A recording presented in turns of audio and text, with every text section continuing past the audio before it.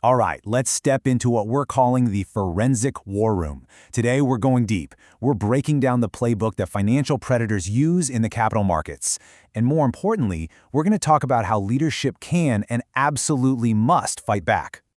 So, let me ask you something. In these super high-stakes worlds, biotech, high-tech, we all think that the brilliant, game-changing idea is everything, right? That it's the ultimate shield. But what if it's not? What if that amazing innovation is actually the thing that puts a giant target on a company's back? What if the science is the prize they're after? And this really gets to the heart of it all. See, you've got this incredible science over here, the foundation of the whole company. But then over here, you have the shareholder value. And these two things, they can be completely pulled apart. It's in that gap where the predators live. They use these nasty tools, stuff like toxic capital, which is just a fancy way of saying financing with absolutely crippling terms, and these things called warrant traps to just decouple a company's amazing scientific wins from how its stock actually performs. Okay, so how does this actually look in the real world? Let's dig into the blueprint. And for that, we've got to talk about Dice Inc. It is the classic case study for how this kind of financial heist goes down. Now, Dice was a big deal in their market. They had over 3,000 customers. But here's the thing. Inside the company, there was this massive blind spot. We call it a governance vacuum. The board had $80 million in convertible notes. That's debt that can turn into company stock. And they treated it like it was just another line item on a balance sheet. Not a threat, not a ticking time bomb. And that was the first fatal crack in the armor. So how did it all fall apart? It happened in 3 almost painfully simple steps. First, the window.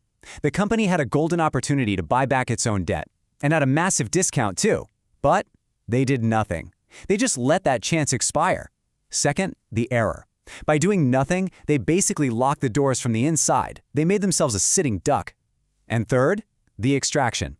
A predator, in this case Elliott Associates, saw the opening. They swooped right in, bought up that debt for pennies on the dollar, and just like that, they had control. They didn't even have to touch the equity. The shareholders were completely sidelined. And the payday? Get this. For an investment of just $18 million, the predator walked away with $200 million in less than 3 years. That's just staggering. That is the price a company pays when its leadership just isn't paying attention. But these guys don't just use the same trick over and over. The playbook evolves. It gets smarter. So next, we're going to see how this tactic morphed from just passive neglect into a fully deliberately engineered trap. And for that, we look at Firefly neuroscience. And you can literally see the evolution right here. We're moving from the oops, we forgot situation at Dice, that's the passive negligence, to something way more intricate and sinister at Firefly. This wasn't an accident. Oh no, this was a carefully orchestrated plan, designed to enrich insiders while leaving everyday retail shareholders holding the bag. So what was the architecture of this dump? How'd they actually do it? Well, it was a 3-phase operation. Phase 1, manufacture liquidity. They just recycled old headlines about partnerships to create buzz. And while everyone was looking at the shiny object, they quietly jacked up the number of available shares by a mind-boggling 37,000%. Phase 2, lock in the insider floor. They repriced warrants down to just 50 cents a pop and filed an S3, which is the legal paperwork you need to unload a ton of shares. And finally, Phase 3, the harvest. They pushed out the old news, again, to get retail investors excited, created this big buying frenzy, and then, bam, they dumped billions of shares onto an unsuspecting public. Yeah, and this quote really just says it all, doesn't it? When a company uses the same headline twice in 6 months and authorizes 5 billion shares, it is an exit strategy, not a breakthrough. Come on, this wasn't innovation, this was liquidation.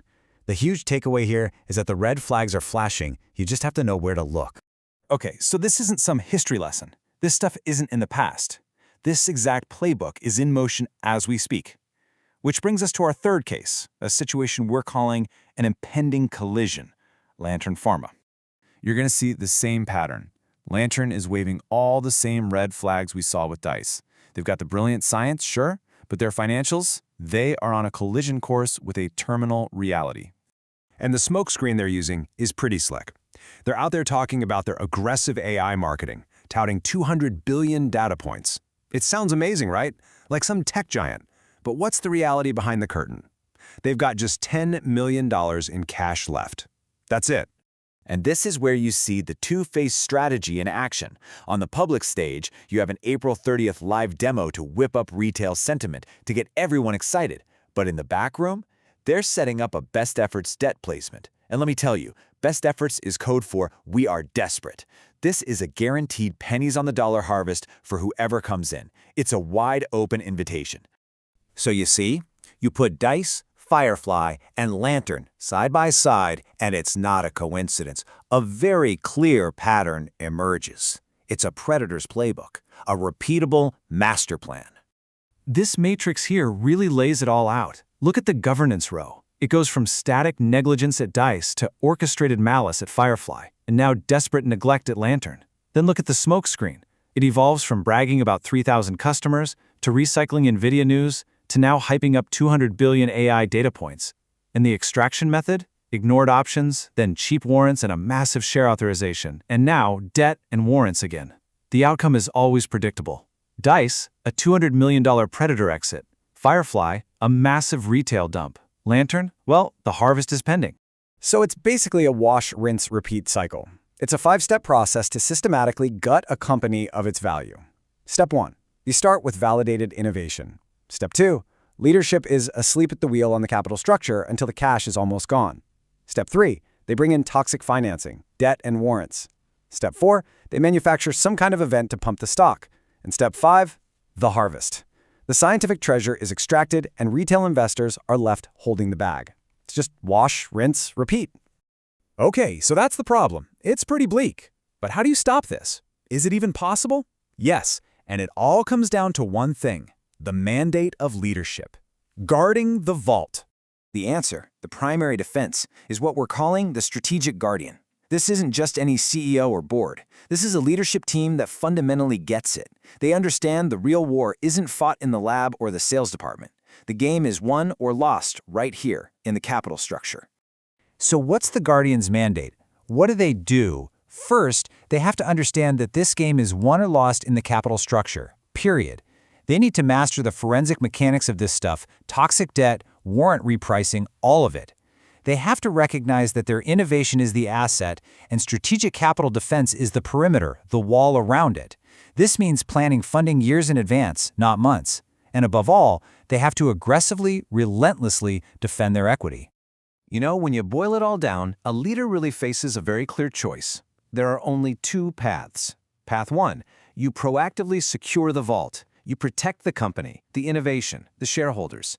Or Path 2, you just become the manager of the harvest for the financial engineers who are always waiting, always watching. And that leaves us with one final crucial question. For you, now that you have this playbook, now that you see the pattern, think about the companies you follow, the ones you've invested in.